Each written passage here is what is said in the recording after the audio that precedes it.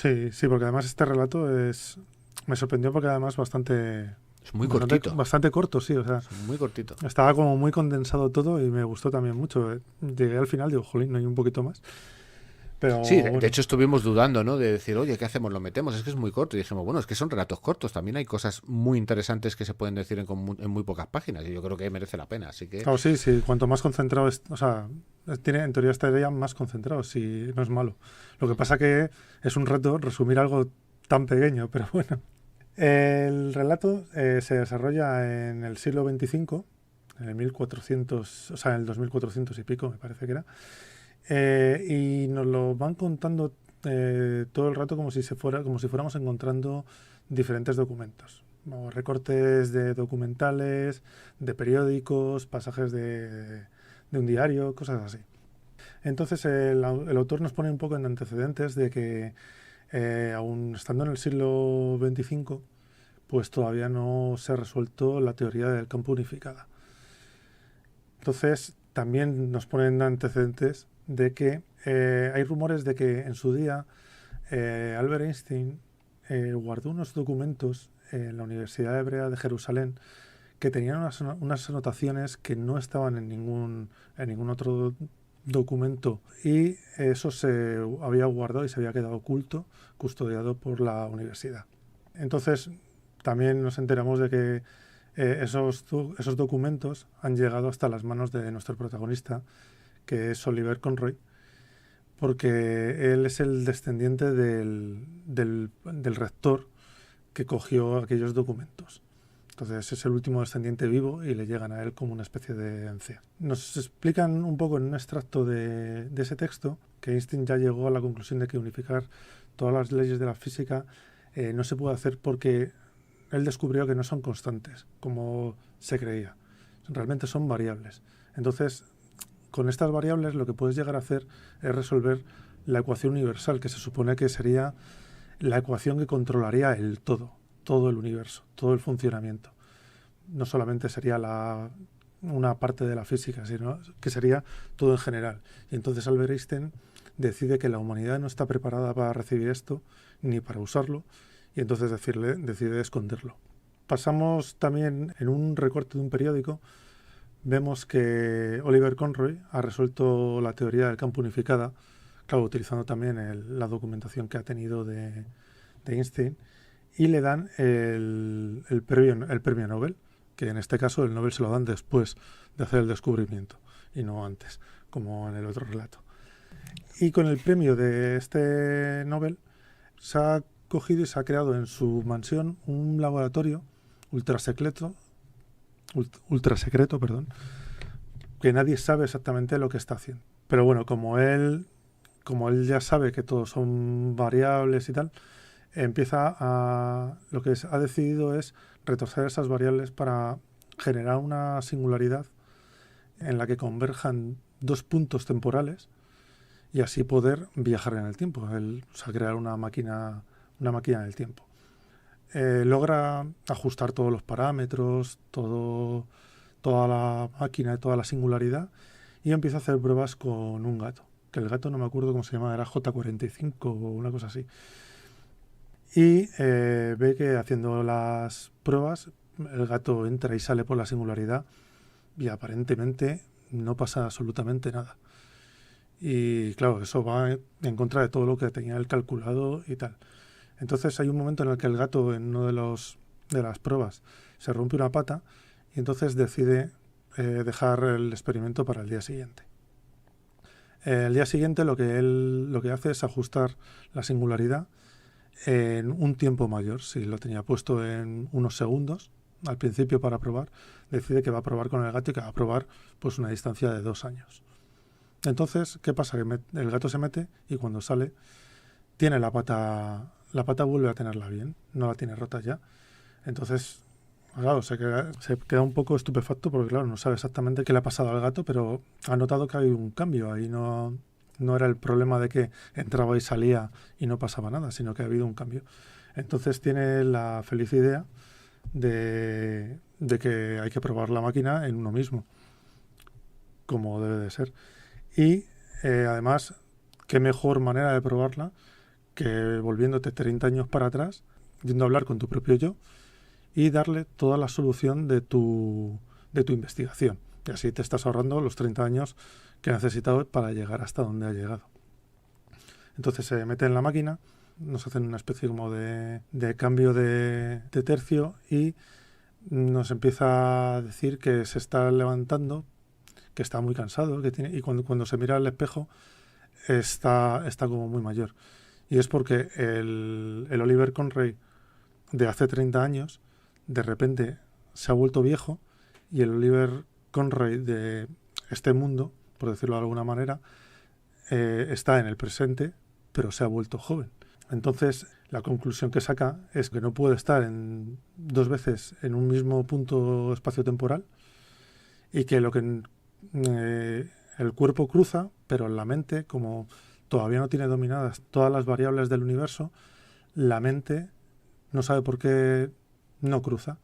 Entonces, el problema que se queda es que se queda horrorizado porque a su otro yo le ha jorobado la vida porque le ha puesto los años que tiene él y él se ha quedado con la juventud que tenía. Y aparte de que él sigue sabiendo lo que sabía y su yo joven, que ahora ya no es tan joven, tampoco sabe lo que él sabía. Y así termina el relato, que creo haber hecho lo más corto que he podido. Bueno, el relato es cortito, ¿no? Y realmente aquí este relato sí que juega mucho con las paradojas, ¿vale? O sea, está jugando con paradojas porque hay muchas cosas que sí, no porque, se quieren... porque para empezar aquí no es determinista el universo. Aquí no es determinista y aquí no juega con las reglas habituales que tenemos de la paradoja. Ahora a mí me parece interesante porque yo sí que había leído algún otro relato en el que el viaje en el tiempo se hacía de forma mental, por así decirlo, y aquí le da la vuelta, ¿no? Realmente lo que no viaja es la mente y lo que viaja es tu cuerpo.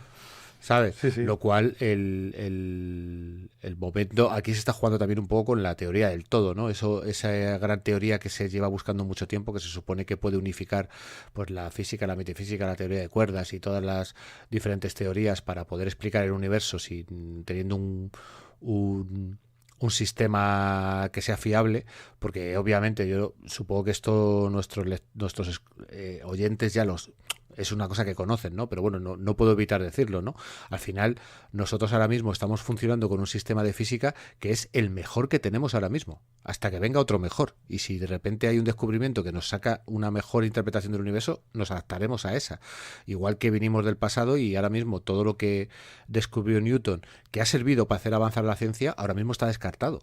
Porque bueno, descartado no, que aún se utiliza. Lo que pasa que a ciertos niveles avanzado, ya no lo puedes usar.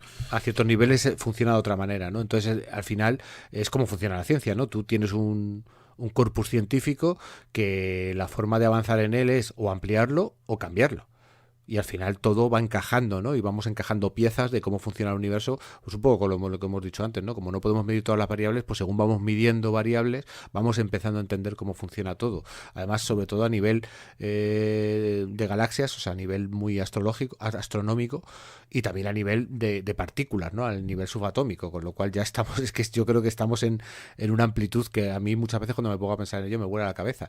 Pero aquí él está jugando un poco con varios hechos, ¿no? Primero, que Einstein, o sea, me parece que tiene un comienzo, un arranque como muy pulp, ¿no? A mí lo que me gustó mucho es cuando me lo estaba leyendo, que me parecía como muy clásico, o sea, porque tal y como está escrito, es muy clásico, es muy decir, joder, esto lo han escrito ahora, porque esto es muy, o sea, el estilo es muy clásico, y luego cuando ya llegas al giro final, que también es una cosa clásica de ciencia ficción, es cuando te da un poco la vuelta, y te dice, va, ¿qué ha pasado? Claro, sí. La estructura es muy clásica, pero yo creo que al final cuando él te mete el giro, que el giro es lo que ha viajado es tu cuerpo y no tu mente, al final ahí está el giro, porque esa sí que es una idea que yo particularmente no he encontrado en ningún otro relato y me parece muy novedosa. Bueno, novedosa hasta cierto punto porque realmente creo que podía haberla explotado mucho más. ¿Vale? O sea, bueno, pero claro, es un relato. Pero al final es un relato corto. Pero para mí me parece que entra en conflicto con las típicas paradojas porque, claro, si tú dices, yo he logrado viajar en el tiempo, mi cuerpo viejo ahora está en el pasado y yo soy el cuerpo joven, pero entonces es tu cuerpo, es la misma línea temporal, es una línea temporal divergente, porque si tu cuerpo viejo es el viejo, tú cuando llegases a este punto, pues a lo mejor tendrías 90 años.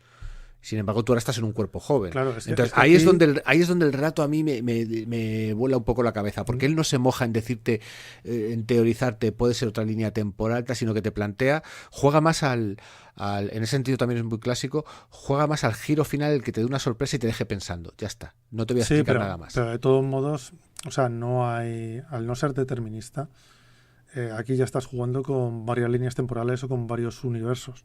Porque si no, él cuando llegara al futuro, o sea, al futuro que es su presente, ya no tendría que ser joven, tendría que ser súper viejo.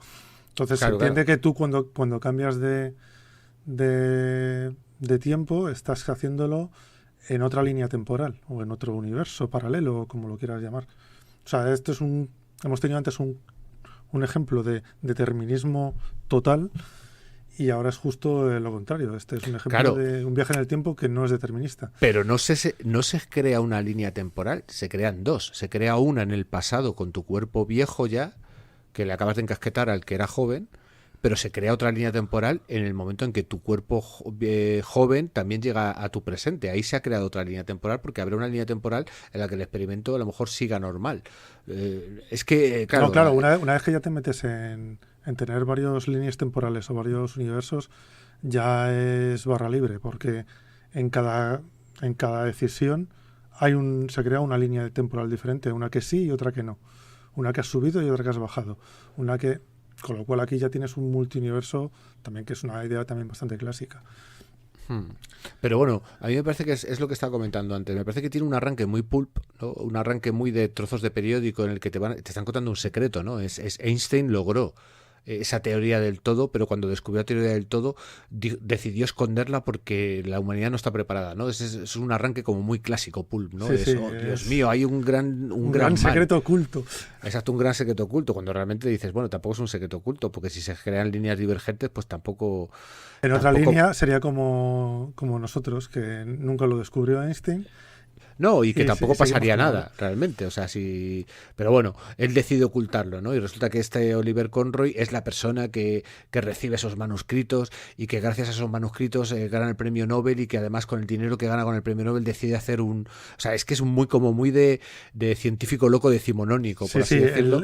O sea, yo el científico loco me vino a la cabeza en cuanto empecé a ver lo de los que se recluye en su mansión y se hace un laboratorio y dice, joder, esto es... Es muy Poe casi, ¿sabes? Sí. Es casi de Edgar Allan Poe o algo así, ¿no? O de esas películas de la Hammer.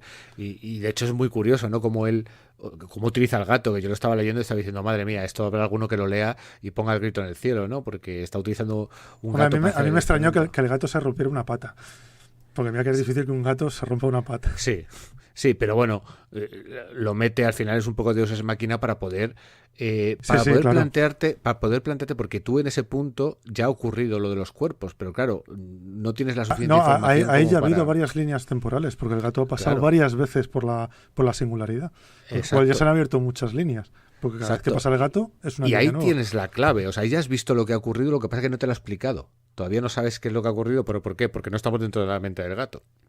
Será la siguiente iteración, que es cuando ya él decide hacer el experimento en sus propias carnes, cuando te des cuenta. Pero también incluso me parece interesante cómo te engaña un poco, porque cuando el yo del pasado despierta en el cuerpo viejo, te lo está narrando y no tienes muy claro cómo te lo está narrando. ¿Quién es? Exacto, tú, bueno, a ver, es el mismo, pero no sabes si es la mente del pasado o la mente del futuro. Entonces tienes la sensación de que él ha viajado al pasado y que está como hecho polvo. Y dices, pero si tampoco está tan hecho polvo, si es que él ya era mayor. Y ya es cuando te pega el giro y de repente dice, no, perdona, es que la mente es lo que no ha viajado, lo que ha viajado es lo que le dolía al otro eran los achaques. Exacto. Y ahí es donde ya te lo resuelve, ¿no? Pero en ese sentido sí, es muy clásico, tiene un toque como muy de la edad de oro de la ciencia ficción, ¿no? Pero aprovechando un poco todas estas teorías unificadas que intentó montar Einstein, que bueno, que mucha gente puede pensar que la teoría del todo y todo esto es una cosa que se puso muy de moda, sobre todo con Stephen Hawking, ¿no? Que es el que intentó un poco ir en ese camino e investigar en ese, pero es que realmente esa teoría del todo, ya en el momento en que Einstein plantea sus teorías de la relatividad normal y especial, ya él dice ya estaba detrás de la pista. Claro, hay que ir ahí, ¿sabes? Hay que ir ahí.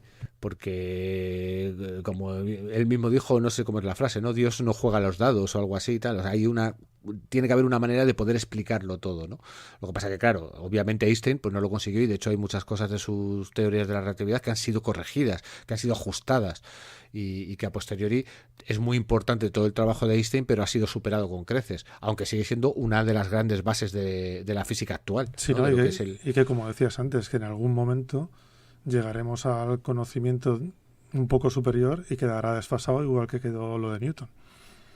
Exacto. Simplemente. Pero bueno, a mí este relato me ha gustado bastante porque es muy cortito, es muy refrescante, y al final tiene lo que tienen estos buenos relatos, ¿no? Y es que te deja pensando un rato en decir, vale, a ver, ¿qué fallos tiene? ¿Dónde están las paradojas? ¿Qué tipo de viaje en el tiempo me está planteando? Sí, ¿Qué universo cómo me ha pillado al final también? ¿Y cómo te ha pillado? Pero yo creo que te engancha porque empieza muy clásico, y tú te esperas un desenlace clásico, y en el desenlace es donde yo creo que es donde es moderno el relato. Y al final hace que tú le des vueltas, ¿no? Porque quizás un relato clásico pues hubiera sido más, pues es un poco más como el que tiene Bradbury del Sonido del Trueno, ¿no? Y vuelves y de repente ha cambiado todo porque has pisado una mariposa y el mundo ahora mismo es otra cosa. Pero no, aquí no. Aquí te dicen, no, si el mundo donde estás es lo mismo, si es que lo que has cambiado son cuerpos. Ya está. Sí, y además, efectivamente, también podías pensar lo de la mente o algún rollo de esos. Pero claro, aquí cuando te dice que lo que ha viajado es el cuerpo, que la mente no, es cuando te das como, joder, que, o sea, no has podido viajar realmente, él no ha viajado al pasado. Lo que ha viajado ha sido el cuerpo, como Exacto. tal. Exacto. No, y de hecho, yo lo que me quedé pensando cuando terminé el relato es que esto podía ser perfectamente el prólogo de una novela, ¿no? En el que a partir de este descubrimiento pues se decidieran hacer más experimentos, o incluso una cosa típica, ¿no? En este tipo de relatos, que de repente una corporación decidiera darle un uso de algún tipo, ¿no? Y darle una vuelta de tuerca. Yo creo que se podría expandir. También lo termina como de una manera muy clásica, que es que se queda horrorizado con el descubrimiento que ha hecho, y que efectivamente Einstein tenía razón y la humanidad no está preparada para todo esto. Sí, entonces es como un final también súper clásico. Un final ominoso, que es lo que muchas veces nos gustaba de esa ciencia ficción clásica. Pero yo creo que miren al cielo. Claro, sí, pero tiene suficiente enjundia a nivel de física como para que le puedas dar una vuelta, y aunque tenga una forma muy clásica, el contenido al final pueda ser muy moderno. Es más moderno, sí. Exacto. A mí me ha gustado, está muy bien combinado. A mí también. De hecho, ya como hemos comentado, en un momento dado estuvimos incluso pensando que era muy cortito para comentarlo y tal, pero yo dije, joder, pero es que es bueno y tiene idea, y la idea es buena, y además esa forma que tiene muy clásica y tal, yo creo que teníamos que traerlo, y hombre, yo espero que los que lo hayáis leído o los que no lo hayáis leído, pues os acerquéis a él, y los que lo hayáis leído os haya parecido como a vosotros, ¿no? Incluso a lo mejor tenéis alguna idea más de cómo funciona la física de este universo, y nos podéis dejar algo en los comentarios de iVoox o donde nos encontréis en las redes sociales. Vamos, que estamos abiertos a más interpretaciones, porque yo creo que esto es un diálogo entre Javi y yo, pero también con los oyentes. Por lo menos a mí me gustaría que lo fuera. Sí, yo creo que con esto ya vamos a cerrar el programa, ¿no crees? Sí, yo creo que sí. Yo creo que nos ha quedado un programa, esperemos que no muy denso. Espero que contenido, es lo que te iba a decir. Exacto. Y bueno, pues yo creo que por mi parte yo me despido aquí hasta la siguiente entrega. Sí, y yo también me despido. Yo creo que ya hasta el siguiente programa. Ahora cuando terminemos os diremos qué es lo que vamos a hacer en el próximo programa, para que tengáis también los deberes hechos, que yo creo que es más interesante cuando todos sabemos de qué estamos hablando que solamente te lo cuento. Pero bueno, venga, un saludo, hasta luego. Un saludo, hasta luego.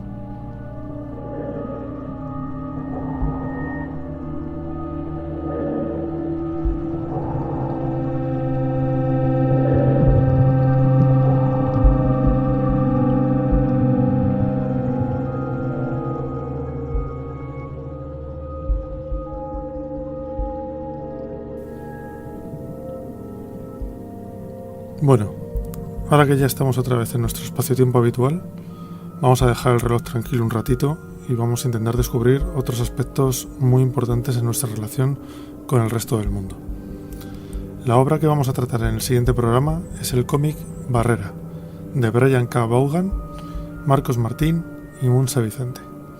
Si queréis leerlo, hay una edición en papel, pero lo más sencillo es buscarlo en la página web del sello independiente Panel Syndicate y leerlo de ahí. Son 5 números, son muy disfrutables y no se tardan mucho en leer.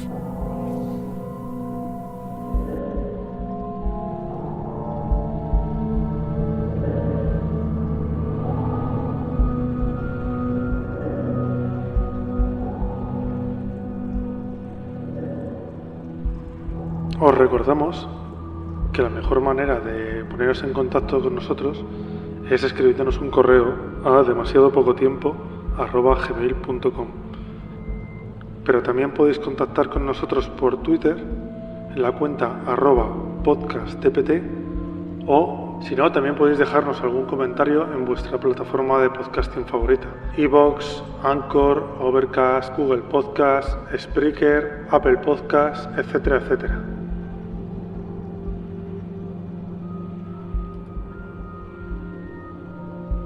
En este podcast nos gustaría dar las gracias a Jimbur por dejarnos usar su impresionante voz para nuestras cuñas, y a Tiutidae por prestarnos su música que ponemos al principio y al final de este programa.